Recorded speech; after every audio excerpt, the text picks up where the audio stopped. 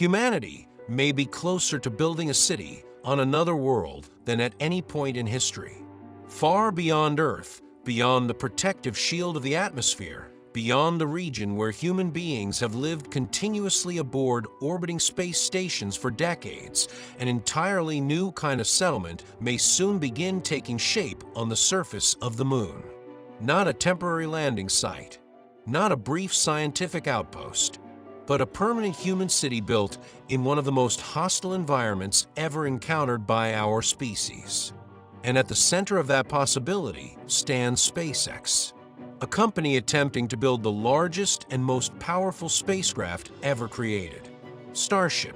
If fully successful, Starship could transform access to space on a scale not seen since the invention of modern aviation. For the first time in history, enormous quantities of cargo, machinery, fuel, and eventually human beings could travel repeatedly between Earth and the Moon at costs dramatically lower than previous space programs. And that raises a question that once belonged entirely to science fiction. What if SpaceX actually built a moon city by 2032? At first glance, the idea sounds impossible. The Moon is a deadly world. There is no breathable air, no liquid water on the surface, no global magnetic field protecting against radiation. Temperatures swing violently between extreme heat and extreme cold. Micrometeorites strike the surface constantly, and fine abrasive dust coats nearly everything. Yet despite those dangers, scientists increasingly believe the Moon may become the first location where humanity attempts permanent life beyond Earth. Because unlike Mars, the Moon is close. Relatively speaking, at its nearest, astronauts can reach the lunar surface in only a few days. Communication delays remain minimal. Emergency resupply missions are theoretically possible, and hidden within permanently shadowed craters near the lunar South Pole may exist one of the most valuable resources in the solar system: water ice. That ice changes everything. Water is not simply necessary for survival. It can also be separated into hydrogen and oxygen for rocket fuel. A lunar settlement capable of mining ice could eventually produce its own air, drinking water, and propellant directly on the Moon itself. In other words, the Moon may become humanity's first off-world industrial base. And SpaceX is designing systems potentially capable of delivering the enormous mass required to build it. Starship is unlike any spacecraft humans have previously constructed. The vehicle stands roughly 120 meters tall when combined with its booster. Fully reusable, designed to carry over 100 tons of cargo into space. And unlike the fragile lunar landers of the Apollo era, Starship is intended to operate repeatedly. If those capabilities are achieved, dozens or even hundreds of tons of habitat equipment, solar arrays, construction machinery, vehicles, reactors, life support systems, and scientific instruments could potentially be transported to the Moon far faster than traditional aerospace architectures allow. That scale changes the equation entirely, because building a moon city is not primarily a transportation problem. It is a mass problem. Human survival requires infrastructure, pressure-resistant habitats, power generation, food production, radiation shielding, communication systems, medical equipment, waste recycling, spare parts, industrial tools. Everything humans need on Earth must somehow be recreated in an environment where a damaged air seal can become fatal within seconds. And the Moon is extraordinarily dangerous. During the Apollo missions, astronauts spent only brief periods on the surface. Even then, lunar dust infiltrated equipment, scratched visors, damaged seals, and coated spacecraft interiors. The dust behaves unlike anything found on Earth. Its particles are jagged, sharp, and electrostatically reactive after billions of years without erosion from wind or water. Some scientists compare it to microscopic glass shards.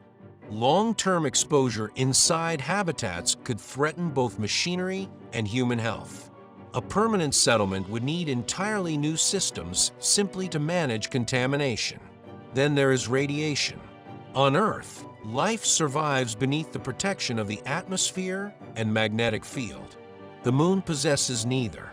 Astronauts on the lunar surface are exposed directly to cosmic radiation and energetic solar particles capable of damaging human tissue and increasing long-term cancer risk. A sufficiently powerful solar storm could become life-threatening. That means any moon city would likely require habitats buried beneath lunar soil, known as regolith, or constructed inside lava tubes deep below the surface. Some researchers believe ancient volcanic tunnels beneath the Moon could provide natural shielding against radiation, micrometeorites, and temperature extremes. Entire underground settlements may eventually exist hidden beneath the lunar surface.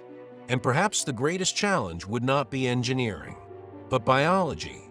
Human beings evolved entirely under Earth gravity.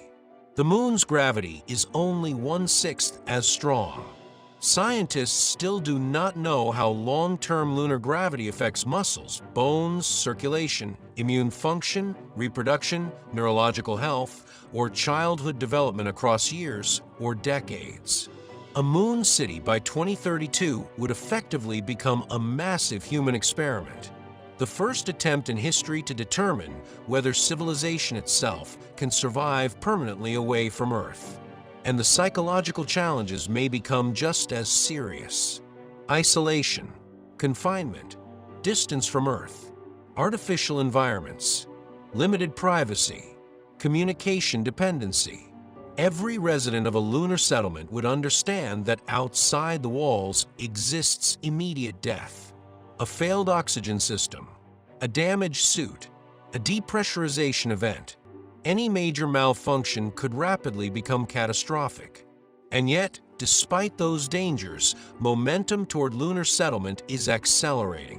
The National Aeronautics and Space Administration Artemis program aims to establish long-term lunar infrastructure during the coming decade. The Lunar Gateway Station may orbit the Moon as a staging point for missions below. Commercial companies are developing habitats, power systems, rovers, mining technologies, and robotic construction systems. Meanwhile, SpaceX continues testing Starship at increasingly rapid pace. If fully operational, fleets of reusable spacecraft could radically reduce the cost of transporting material into deep space. And once transportation costs fall, entirely new possibilities emerge. Imagine cargo starships landing near the lunar South Pole continuously. Construction robots assembling habitats before humans even arrive. Solar farms spreading across crater rims exposed to near-constant sunlight. Pressurized tunnels connecting underground living modules. Ice mining facilities extracting water from permanently shadowed regions colder than Pluto. Scientific laboratories studying astronomy from the radio-quiet far side of the Moon. Manufacturing centers using lunar materials to produce metal, glass, and fuel without launching everything from Earth. By 2032, the first version of a moon city might not resemble the giant domed civilizations imagined in science fiction. It may begin as something far more fragile.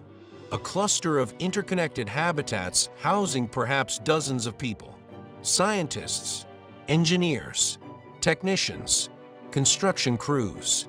Individuals learning day by day how humans survive permanently beyond Earth. But even a small settlement would represent one of the greatest transformations in human history.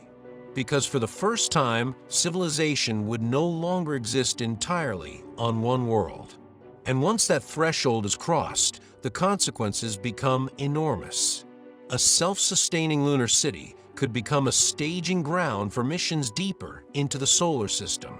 Fuel produced on the Moon might launch spacecraft toward Mars more efficiently than launches from Earth. Low lunar gravity could simplify construction of massive space telescopes and orbital infrastructure. The Moon itself could become humanity's industrial gateway into deep space. But there is another possibility. The timeline may simply be too ambitious. Building a true moon city by 2032 would require extraordinary technological progress across propulsion, life support, robotics, construction, radiation protection, medicine, and economics simultaneously.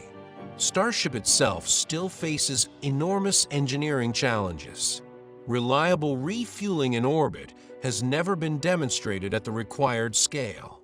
Long-duration lunar habitats remain largely experimental. Human biology in reduced gravity is still poorly understood, and the cost of maintaining permanent off-world infrastructure may prove far greater than anticipated. History is filled with space predictions that arrive decades later than expected. Yet something important has changed. For the first time since the Apollo era, humanity is no longer asking whether returning to the moon is possible. It is beginning to ask what permanent life there might actually look like. And if companies like SpaceX succeed in making deep space transportation routine, the moon may cease to be merely a destination. It may become the first new frontier of human civilization itself. Because somewhere in the coming decade, for the first time in human history, children may fall asleep beneath artificial lights on another world, inside a city built by a species that evolved entirely on Earth.